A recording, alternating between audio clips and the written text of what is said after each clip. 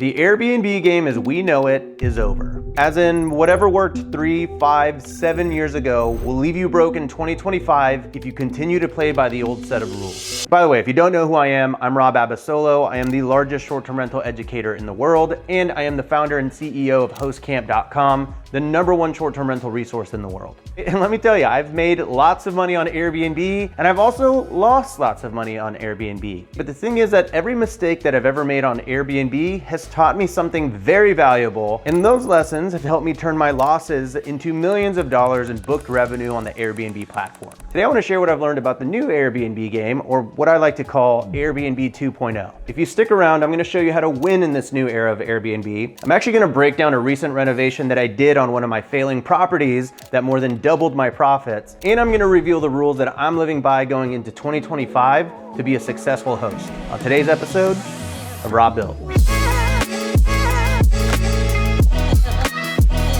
Before we get started, I just wanted to say that I am so excited! That was weird, but I'm so excited because it's Black Friday, and when Black Friday is here, it means that I usually put together an insanely epic deal for people that are looking to break into the Airbnb game. Maybe you're already an Airbnb host and you want to figure out how to make more money with your property. This deal is for all of you, and let me just say it's the best one I've ever put together, and I've also heard that you maybe get a 1-month membership access to HostCamp.com. I've said too much! If you want to learn more about the greatest Black Friday deal that I've ever put together, then you're going to want to click the link down below. I promise you, it'll be worth your time. Okay, back to the video. So I want to set the stage and say that over the last 7 years, I've accumulated over 40 doors. The thing is, I've bought a lot of stuff over the years that happened to work, but if I could go back and change things, there are probably a few properties that I would rethink buying. Like this property right here, it's located here in Texas, and it cost us about $250,000. And when we bought it, we thought it was gonna print cash, and it did. Not print cash. Yeah, it didn't go according to plan. Now, it wasn't a total dog. It was making a profit. I would say it was probably making between $500 to $1,000 a month, which is not nothing, but think about the management and resources that go into a short-term rental. $500 to $1,000 isn't really all that much, especially when you have other partners in the deal that you're splitting that pie with, which I did. And so this is the very interesting conundrum that a lot of short-term rental hosts find themselves in, as well as just a lot of real estate investors in general. Most people would have seen this property and said, hey, it's not a winner, let's cut bait and let's get out of here. Or let's just say that this property was breaking even or even losing a little bit of money, which some months we did. You'd probably think, let's throw in the towel, maybe we take a small loss here because maybe we don't have that much equity, or maybe we're gonna have to take pennies on the dollar for the furniture. You get out of that deal and maybe you have a small black eye, but life goes on. And for a bit there, I did feel on the ropes with this property, and I had a lot of those same thoughts. But I decided to take a different approach. I asked myself this: can I reinvest into the property, turn it around, and receive a better ROI than going out and buying a new property? My hypothesis was yes, and I'll show you why. But first, I gotta switch sets here because my wife just pulled in with the kids, and as soon as they see this, it's gonna be crazy, it's gonna be pandemonium, they're gonna be yelling, they won't let me film, so I gotta go. Give me 1 second. Hello. Daddy. Yes. Oh my goodness. Say hi. Rookster, say hi. Hi. Babe, say hi. Say like and subscribe, or else I'll zoom in on your face. So here's the before of this property. As you can see, not the most amazing house, and I would even say that the interior design was kind of like what worked at the time that we set it up, which is nice Target stuff, some World Market stuff in there. But really, I think that the miss for this property was the backyard. You can see there's a deck, there's a cowboy pool, there's this other random cowboy pool in the back, and it's probably a nice enough place to hang out with your friends and family, but there really isn't much to it. And I honestly think that this backyard is the jam of like 80% of Airbnb hosts. I think a lot of hosts would say, oh my gosh, yeah, look at that backyard, nice lighting, you got some chairs, this is great, what else can you do to improve it? And that attitude really exemplifies my entire journey, which is, hey, let's launch stuff and figure it out. And we launched it and we never really figured it out. But then we turned this backyard that you see right here into this backyard, which is a game day oasis. And as you can see, this backyard is now a pretty curated experience. We've got a pickleball court, we've got a fire pit set up, we've got game day murals, we got a game day shed with the pool table on it, we got a cornhole area and a little mini golf station. All of this that you see right here cost us about $36,000. And this $36,000 investment didn't just save the property, but it actually made it one of the most profitable properties in my entire portfolio. But we'll get to that a little later. What is that line? Oh, it's the sun. So weird, I've never filmed in here before, but kind of a vibe, right? This is my master bedroom, by the way. What do you think? You like? What do you think about the wallpaper? What do you think about this weird lady behind me? Let me know in the comments down below. Okay, back to the story. So this whole video isn't just about one property. It's about understanding the bigger picture, this new game that we're playing as Airbnb hosts. You see, this transformation wasn't just luck. It actually followed a framework. A set of new rules that every host needs to play by if they want to succeed in 2025. And by the way, these aren't just theories, these are hard-learned lessons for my wins and my losses. So let's talk about the rules of Airbnb 2.0, starting with the one that changed the game for me, and that's create an experience that your guest will never forget. Experience matters. This is rule number one, and I know it's like, oh duh, experience matters, but I want to dive into this a little bit. For a long time, the gold standard was have nice furniture, take nice photography. Well, guess what? Everyone went on to watch the Raw Built YouTube channel, and everyone does that now. That's now the bare minimum, and when people are comparing you against your competition, guess what? Everyone's got nice bedrooms, a nice kitchen, a dining room. Everyone's got a nice living room, but your backyard is how you play to win. I don't know why I did that. And so for this property, the backyard was fine. It was kind of boring. But guess what? Didn't take very much for my competitors to beat me, which they did for a long time. So we built a pickleball court, we added a fire pit, we added string lights, and wouldn't you know it, bookings skyrocketed. But I'll show you those numbers a little later. Rule number two, themes drive bookings. We went all in on the game day theme because this is a college town. What is important to the avatar of people coming to my town? School spirit, football, a lot of parents coming in to visit their kids that are in college. So we went all in on the game day theme. Yes? Why do you have that? I need that. Come here. Ay. Can a man record? Do you like pickleball? Hey, don't touch my microphone. High five. All right, high five. Run along now.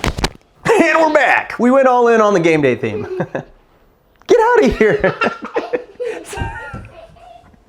If you market to everyone, you market to no one. This one decision helped us attract the exact types of guests that we wanted. Sports fans looking for the ultimate tailgate weekend that will pay a premium for weekend home games. And on top of that, our spring and summer bookings are now on fire because of graduation ceremonies. Rule number three, copy the comps and then one-up them. Look at what your competitors are doing, match their amenities, and then add something unique to your property that makes it stand out amongst your competitors. But the matching part is super important. Remember earlier when I said everyone's got a living room, everyone's got a bedroom, everyone's got a kitchen? Because everyone's got those, you're now judged on all the extra stuff outside of that. I'll give you a really good example of this. The Smoky Mountains. This is the largest short-term rental market in the entire country, and the number one amenity is a hot tub. If you don't have a hot tub, you cannot compete with the competition. You can have a much nicer house than your neighbor, but if your neighbor has a hot tub and you don't, your neighbor will eat your lunch. Lunch has been canceled today due to lack of hustle. Deal with it. So if you want to baseline stay competitive, you need a hot tub. And so that is a perfect example of copying your comps, but now you gotta one-up them. Now you gotta think about all of the extra amenities that play out there. Movie theaters, arcade rooms, pool tables, etc. Airbnb rule number 4, and this could arguably be the most important rule, stop relying on Airbnb.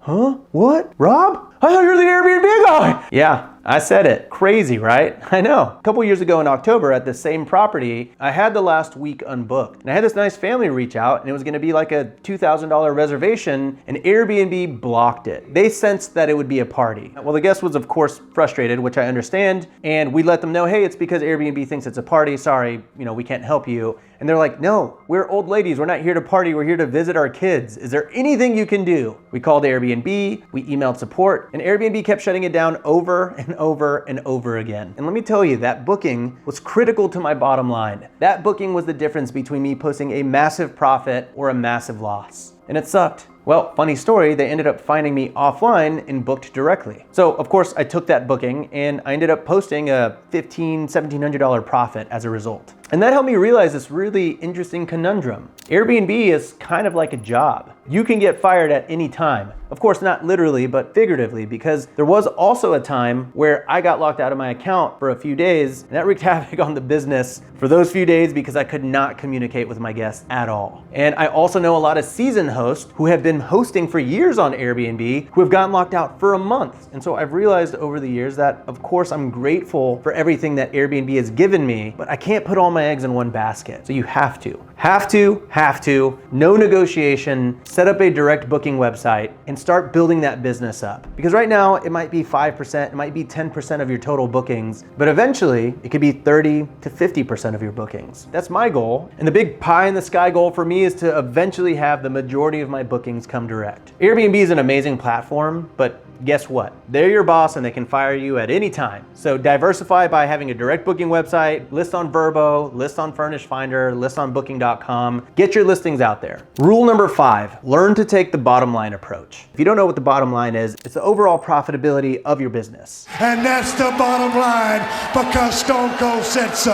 When I say take the bottom line approach, what I mean is I want you to understand how even a small boost in revenue can impact your profitability. This right here is big brain stuff. Stick with me. See, a lot of investors think, oh, I'm profitable here, I should go buy another property. Oh, I should buy another property. I should buy another property. And they scale up too quickly. But instead, I implore you to think about your Airbnbs like this. Let's say at $50,000 a year, your Airbnb is profitable. Let's say that $45,000 of that revenue is expenses, meaning that your profit, much like the property that we're talking about here, is $5,000 a year. Well, a 10% increase in revenue may not feel like that much, $50,000 to $55,000. But the interesting thing is you're already profitable and you've already covered the majority of your expenses. So to go from $50,000 to $55,000 actually doubles your profit from $5,000 to $10,000. That is a 100% increase in profitability. And so instead of going out and buying a new property, how can you reinvest back into the current property that you have to drive up revenue? Which is exactly what we did with this $36,000 renovation. But it's not the only time I've ever done that. If you remember my Scottsdale property, I had my good friend Eric Barkhurst at Barkhurst Studios come out and reshoot that photography. I think he charged me like $500. We posted the new photos and within 24 hours got $18,000 of new bookings, all because of a $500 investment. Crazy. I think that's I don't want to do the math, but I'm pretty sure it's like a $3,600% ROI.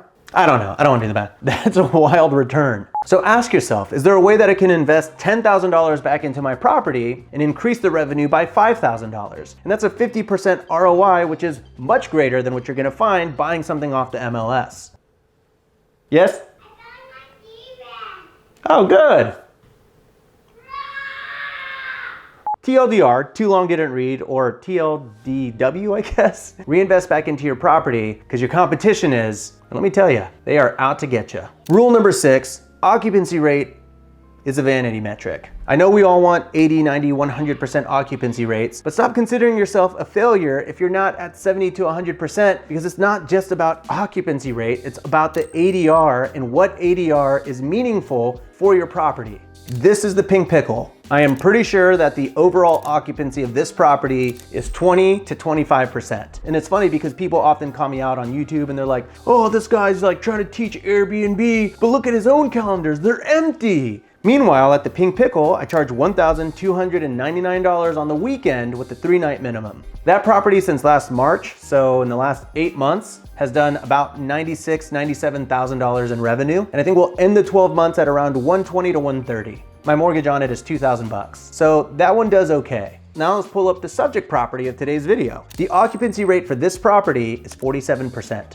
Meanwhile, the income for November is $9,244. Oh, and the mortgage on this property is $1,500 to $1,700. Now, I'm not saying don't worry about your occupancy rate, but what I'm saying is that occupancy rate is a vanity metric because it's not just about your occupancy rate, it's about your overall pricing strategy. And how are you strategically charging a premium for your property? Because I know my avatar and because I know they're willing to pay a premium, that affects my entire strategy. So I am not stressing about a 46% occupancy rate. I'm stressing about what is the best dang price that I can charge to make me the most money. I'm sure there will be a reaction video or two by some of the other experts, but that's fine. Come at me.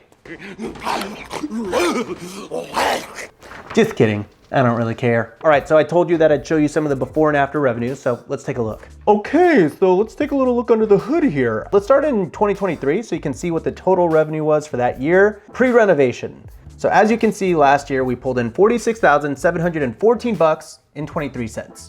Now let's jump to 2024 so you can kind of see the difference here. Remember, we finished this renovation in June, so we've only been operating with this whole backyard setup now for the last like 4 or 5-ish months. We are already at $58,587 bucks. So I know that doesn't necessarily sound like a lot because it's only about $12,000 or $13,000 more, but a couple of important things to note here. We were profiting $5,000 or $6,000. Now we've increased the revenue about $12,000, $13,000. So now the profit is no longer $5,000 a year. It is now $17,000, $18,000 a year, which is rather significant because that's a 200% increase on profitability.